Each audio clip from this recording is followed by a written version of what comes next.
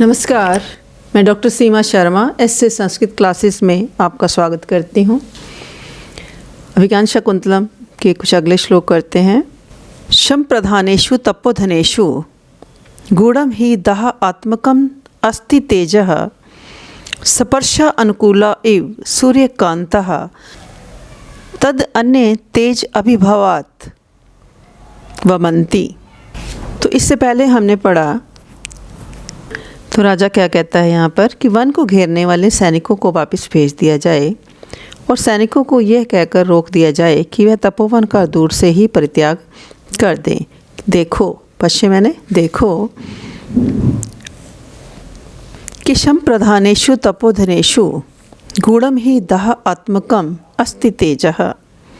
तो राजा यहाँ क्या कहना चाहता है कि शांति प्रधान, शम प्रधानेषु शांति प्रधान, तपोधनेषु तपस्वियों में दह आत्मकम तेजः गूढ़म अस्ति, किस प्रकार का ज्वलनशील तेज गुप्त रूप से छिपा होता है।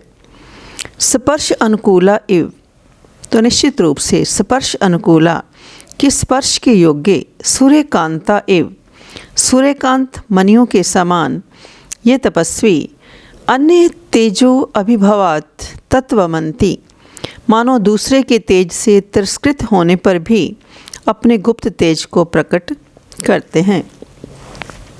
तो राजा को यहाँ जो तपस्वी हैं बड़े सुंदर दिखाई देते हैं, अच्छे दिखाई देते हैं। तो राजा दुष्यंत सेनापति से क्या कहते हैं कि मानो कि तपोवन प्रदेश में ऐसा कोई भी कार्य ना किया जाए जिससे वहाँ रहने वाले तपस्वी पशु पक्षियों को किसी प्रकार की बाधा हो, क्योंकि तपस्वी जन शांति प्रधान होते हैं, परंतु दूसरे द्वारा अपमानित किए जाने पर भी वे शाप आदि दे सकते हैं। जैसे सूर्यकांत मणि यद्यपि स्पर्श योग्य होती है, परंतु सूर्य की किरणों का स्पर्श पाकर वो आग उगलने लगती है।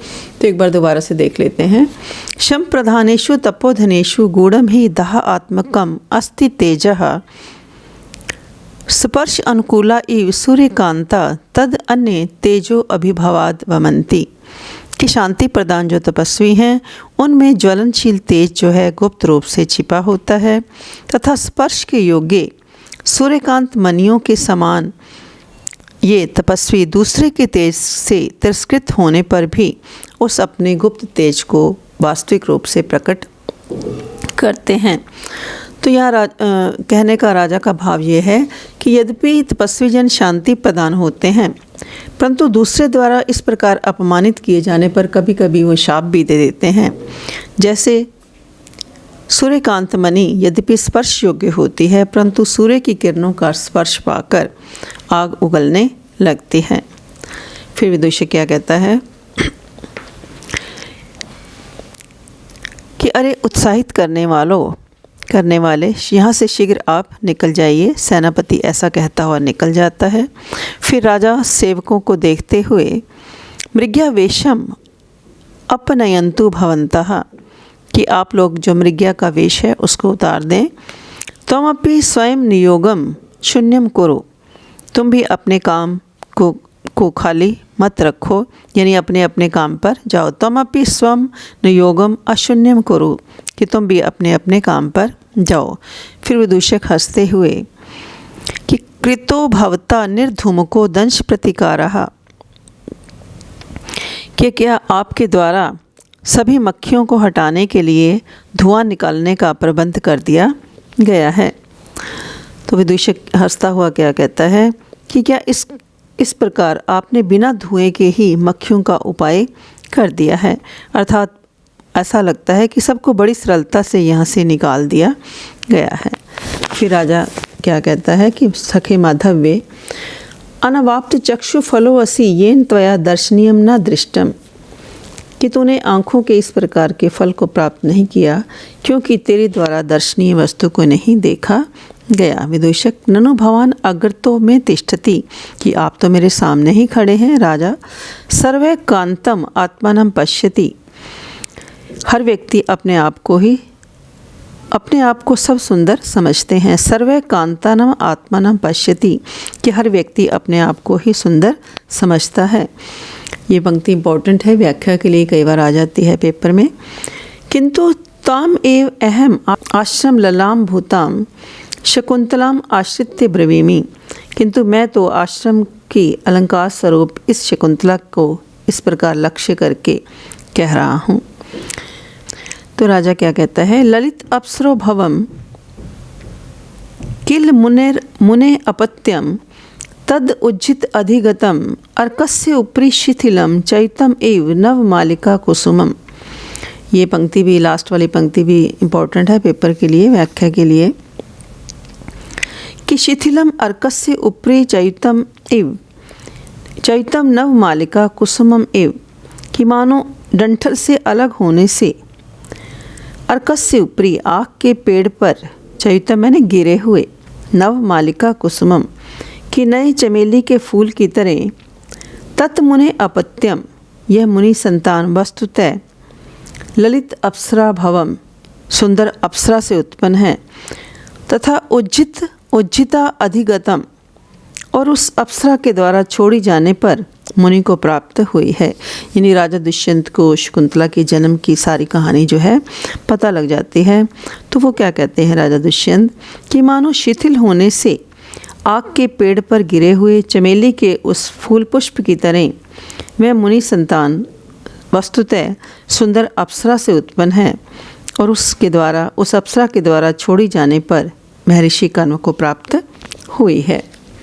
फिर राजा क्या कहता है कि मित्र किम बहुना कि और क्या कहा जाए, चित्रे निवेश्य परिकल्पित सत्व योगा रूप उच्चेन महता विधिना कृतानु स्त्री रतन सृष्टि रपरा प्रतिभाति स में धातु विभुत्वम अनुचिंत्य वपुष्य तस्य। तो राजा फिर किम बहुना कि और क्या कहा जाए, कि मानो धातु विभुत्वम तस्य वपु, कि विधाता की, धातु मैंने विधाता की उस सर्वशक्तिमता पर विचार करते हुए तस्य वपुचे अनुचिंत्य और उसके शरीर पर विचार करते हुए सा विधिना चित्रे निवेश्य पर कल्पित सत्व योगा, कि उस विधाता के द्वारा चित्र में स्थापित करके और उसमें क्या है परिकल्पित सत्व योगा जीवन का संचार करते हुए मानो अत्यधिक सौंदर्य राशि से बनाई गई अपरा स्त्री रत्न सृष्टि प्रतिभाति मैं स्त्री रत्नों में अद्वितीय प्रतीत होती है। यानी राजा शकुंतला के सौंदर्य को देख करके क्या अनुभव करता है कि विधाता की ये सर्वोत्कृष्ट कृति है, इससे बढ़कर और विधाता की कोई कृति नहीं हो सकती।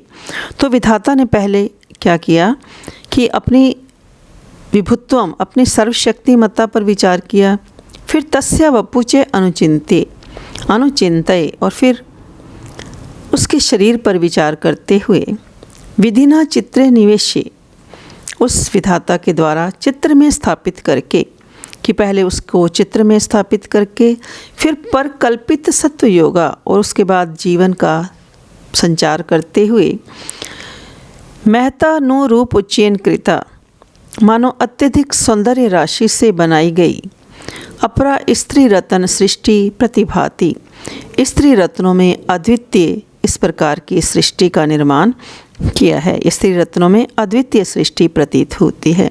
तो आप मेरे इस संस्कृत चैनल को लाइक करें, सब्सक्राइब करें और अपने साथियों में शेयर भी करें। और यदि कुछ आप देखना चाहते हैं तो टॉपिक के साथ साथ, जैसे हम अभिज्ञान शकुंतलम पढ़ रहे हैं, तो अभिज्ञान शकुंतलम के साथ साथ संस्कृत लिखेंगे तो सारा टॉपिक जो है आपको क्लियर हो जाएगा। इसी प्रकार डिस्क्रिप्शन बॉक्स में भी मैंने लिंक डाले हुए हैं सारे, वहाँ जाकर के भी आप देख सकते हैं। प्लेलिस्ट में भी संधि, समास, कारक, वर्ण विचार, छंद, ये सारी वीडियो मैंने डाली हुई हैं।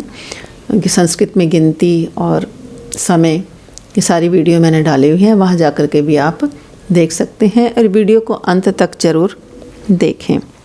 तो विदूषक राजा की इस बात को सुनने के बाद फिर क्या कहता है कि सर्वथा प्रतिदेश इदानीम रूपवती नाम,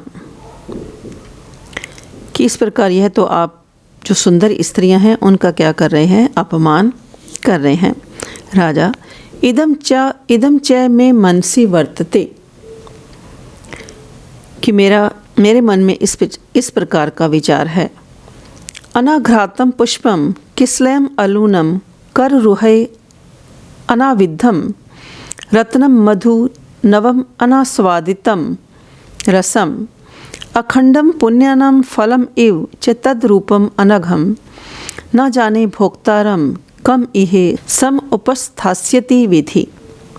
कि अनघम तद्रूपम, कि उस शकुंतला का अनिंदनीय सौंदर्य, अनाघ्रातम पुष्पम, ना सूंघे गए पुष्प के समान, कर रुहई अलूनम किस्लयम, तथा नाखूनों से ना भेदी गई कोमल पत्तों के समान, अनाविधम रत्नम, और अनविधा रत्न है, यानी बहुत अधिक कीमती क्या है, रत्न है। अनास्वादितम रसम नवम मधु, और ऐसा नूतन मधु है जिसका स्वाद अभी नहीं चखा गया है। तथा अखंडम फलम इव, और मानव पुण्य का अखंड परिणाम है। विधि इह का भोक्ताराम सम उपस्थास्यति इति न जाने, और ना जाने इस संसार में विधाता जो है किसको इसका उपभोग करने वाला बनाएगा, यानी कौन इसको पति के रूप में प्राप्त होगा। तो दोबारा से देख लेते हैं एक बार। अनाघ्रातम पुष्पम किस्लयम अलूनम कर रुहै अनाविद्धम रत्नम मधु नवम अनास्वादितम रसम अखंडम पुण्यानाम फलमिव च तद रूपम अनघम न जाने भोक्तारम कम इहे सम उपस्थास्यति विधि। तो राजा सौंदर्य को देख करके शकुंतला की क्या कहता है कि उसका अनिंदनीय सौंदर्य मानो किसी के द्वारा ना सूंघा गया पुष्प है, नाखूनों से ना काटी हुई कोपल के समान है, अनविधा रत्न है, और ऐसा नूतन मधु है कि जिसका स्वाद अभी नहीं चखा गया, और मानव पुण्यों का अखंडित परिणाम है। इस संसार में विधाता ना जाने इसको किसका उपभोक्ता बनाएगा, शकुंतला जो है पति के रूप में किसको प्राप्त करेगी। यानी राजा दुष्यंत शकुंतला के अखंड कौमार्य एवं अद्भुत सौंदर्य का वर्णन करते हुए कहता है किस प्रकार कि ना जाने कौन इसका पति बनेगा। ऐसा सोचता है कि कोई ऐसा सौभाग्यशाली ही व्यक्ति होगा जो इसको अपनी पत्नी के रूप में ग्रहण करेगा और स्वयं इसका पति बनेगा। तो राजा फिर क्या कहता है कि तपस्वियों की कन्याएं स्वभाव से ही भोली भाली होती हैं। राजा विदुषी को क्या कहता है, व्यस्व स्वभावाद अप्रगल्भा तपस्वी कन्या जनः, कि तपस्वी कन्याएं स्वभाव से ही क्या होती हैं, भोली भाली होती हैं। क्योंकि अभिमुखे मयि संहृतम इक्षितम हसितम अन्य निमित्त कथोदयम विनय वारित वृत्ति अतः तया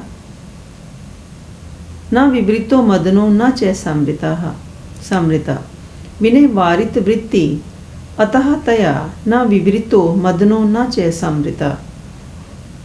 तो राजा फिर क्या कहता है कि तपस्वी कन्याएं बहुत अधिक भोली भाली होती हैं तथा मई अभिमुखे, कि मेरे सामने देखने पर भी इक्षितम संहृतम, ये नज़र दूसरी ओर कर लेती है, परंतु अन्य निमित्त कथोदयम हासितम, और किसी अन्य कारण को लेकर मानो किसी प्रसंग को उपस्थित करते हुए बीच में ही हासितम हंस पड़ती है। अतः तया विनय वारित वृत्ति मदना न विवृत न च समृत, इस प्रकार उसके द्वारा कि शील के द्वारा नियंत्रित वृत्ति चेष्टाओं वाला मदन है, काम दे ना विवृत, ना तो प्रकट किया गया और ना च समृत है, और ना ही मेरे सामने गुप्त रखा गया। ये राजा के कहने का भाव ये है कि शकुंतला एक प्रकार की मुग्धा नायिका के समान मेरी ओर सीधे नहीं देखती है, लेकिन किसी किसी प्रसंग पर हंस देती है। इस प्रकार विनयशीलता पूर्वक व्यवहार करते हुए उसने मेरे प्रति अपने प्रेम को पूर्णतः ना तो प्रकट किया है और ना ही पूर्ण रूप से छिपाया है।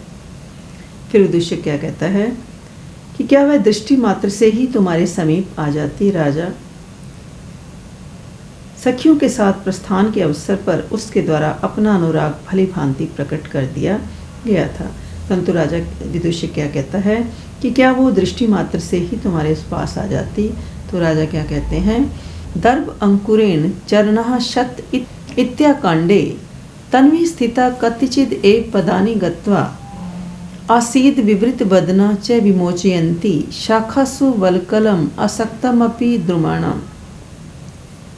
तो राजा फिर क्या कहते हैं कि वह कृशांगी, तन्वी मैंने शकुंतला का विशेषण है, कि वह कृशांगी अर्थात दुबले शरीर वाली, कतिचिद एव पदानि गत्वा कुछ कदम चल कर के, अकांडे दर्भ अंकुरेण चरण शत इति स्थिता, कि अचानक कुशा के अंकुर से पैर घायल हो गया है, ऐसा कह करके वहीं पर रुक जाती है।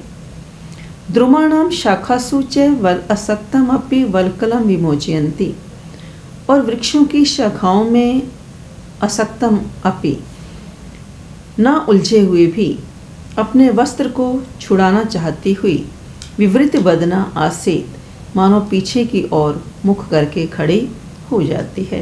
यानी राजा का कहने का भाव ये है कि जो कृशांगी शकुंतला है, मानो कुछ कदम आगे चलकर अचानक कुशा के अंकुर से पैर जिसका घायल हो गया है, इस प्रकार कह करके वहीं पर रुक जाती है, तथा वृक्षों की शाखाओं में अपने वल्कल वस्त्र के न उलझने पर भी उसको छुड़ाती हुई विवृत बदना आसीत, पीछे की ओर मुख करके खड़ी हो जाती है। तो जो आज हमने ये सारे इस में श्लोक किए हैं, सारे ही पेपर के लिए इम्पोर्टेंट हैं। इसको वीडियो को आप बार बार देखें तो अच्छे तरीके से आपको स्पष्ट हो जाएगा। तो आज के लिए इतना ही। धन्यवाद। जय हिंद, जय भारत।